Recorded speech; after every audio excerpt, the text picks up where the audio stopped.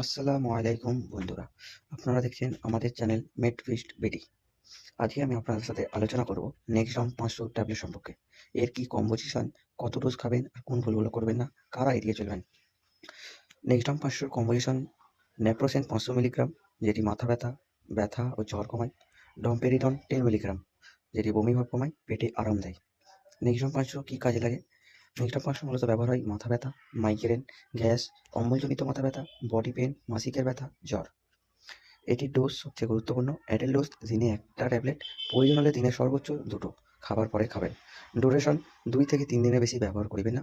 মাথা ব্যথা নিয়মিত হলে ডাক্তারের দেখাবেন।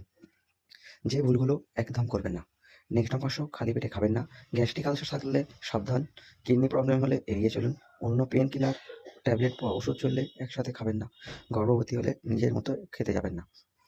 এর সাইড ইফেক্ট মূলত পেটে ব্যথা, গ্যাস অম্বল, মাথা ঘোরা, বমি ভাব কমলেও অনেকের ক্ষেত্রে হতে পারে। বিপি বাড়তে পারে। এই ধরনের সহজ মেডিসিন গাইড পেতে আমাদের চ্যানেল মেডফিস্ট বিডি চ্যানেলটিকে সাবস্ক্রাইব করতে ভুলবেন না। ধন্যবাদ।